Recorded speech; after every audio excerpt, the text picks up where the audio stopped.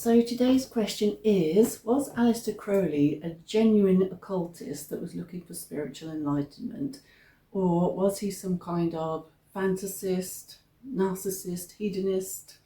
I'm not sure, because his followers will say one thing about him and his haters will say another.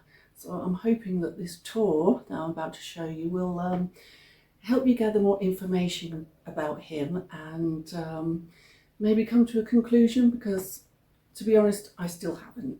So please enjoy.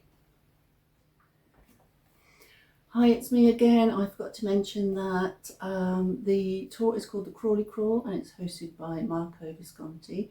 I've listed all his credentials in the description so that you know that he's he's qualified to talk about Aleister and all of these other subjects.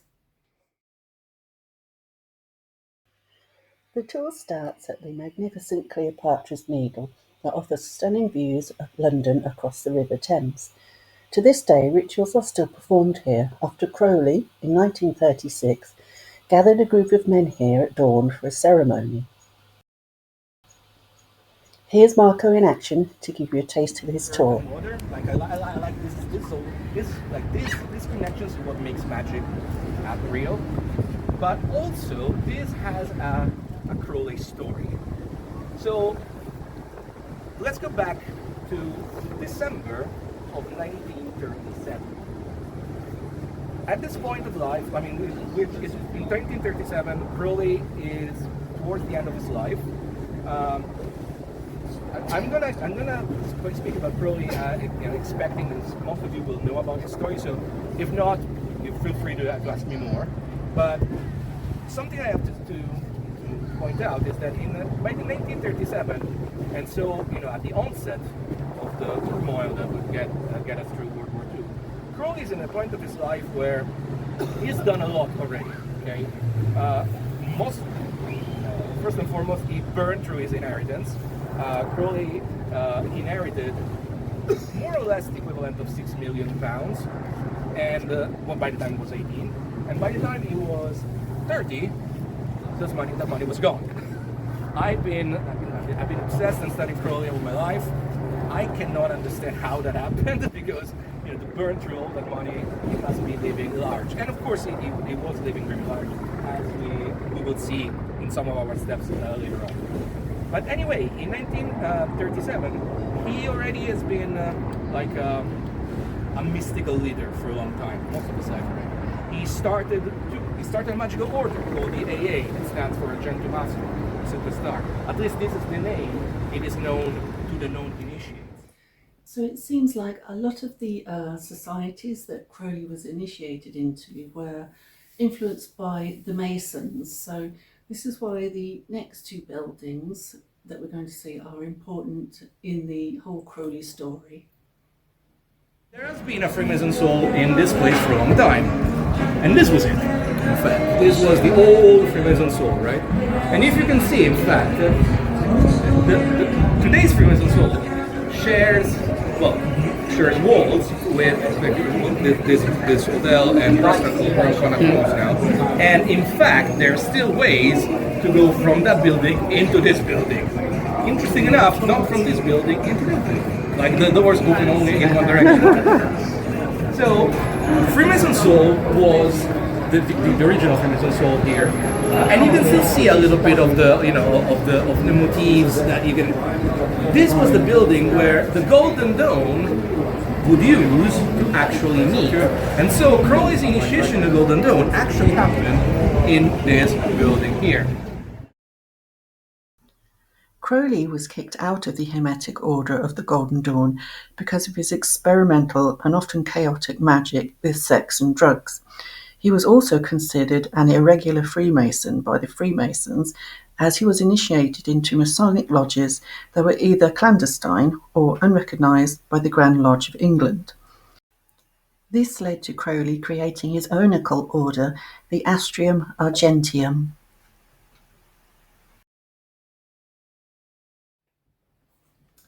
So Crowley did have a lot of legal battles in his life, especially with the Hermetic Order of the Golden Dawn. and I think at least one of these court cases took place here. But you have to see this building because it's absolutely stunning. I so enjoyed filming this and coming here and just listening to anything really, because the building is astounding. Believe it or not, used to be a regular here, right? So you will remember that, at our previous talk, I told you that Crowley eventually sided with McGregor Mother in the schism, the radical Golden Road, and this is really because Crowley was barred from entry in the second order of the Golden Dawn. So the Golden Dawn, and in fact the AA, as a great system that maps the tree of life, the Kabbalistic tree of life, right? And so you go from grade to grade, but there are almost like three groups. There are like three. The first grade. It's more than meets the eye, you say. You're not what you appear to be. They don't know you like I do. No one knows what me. No one knows. So the Savoy Hotel plays an important role because this is where he met a woman called Mary Estelle Dempsey. Now, they became lovers, and soon after they travelled, and she started channeling some kind of spirit guide that told him to write his magic and mysticism down. So this is why, this building is very important, because we wouldn't have these writings if he hadn't met Mary. These writings are central to the Thelemic movement which Crowley created, and it centres on the concept of "do what thou wilt shall be the whole of the law." This refers to aligning yourself with your true will, and it's not a license for selfish or hedonistic behaviour. Although it does seem that Crowley forgot to practice this, if Mary Estelle's son Preston Sturgis' opinion of him is anything to go by.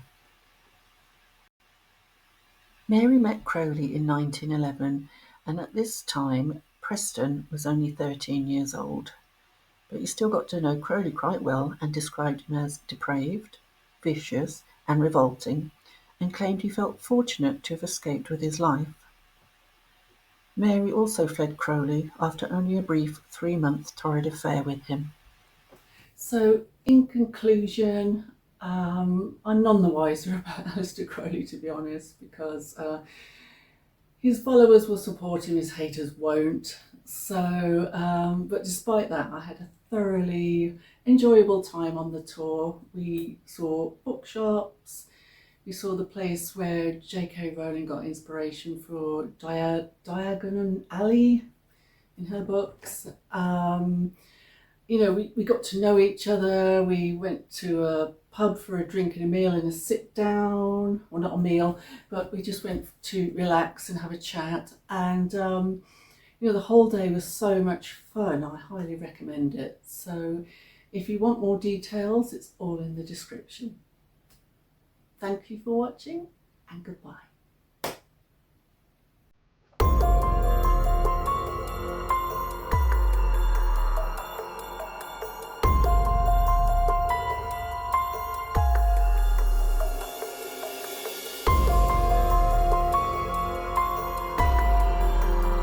Take your time. I'm not gonna make you climb down.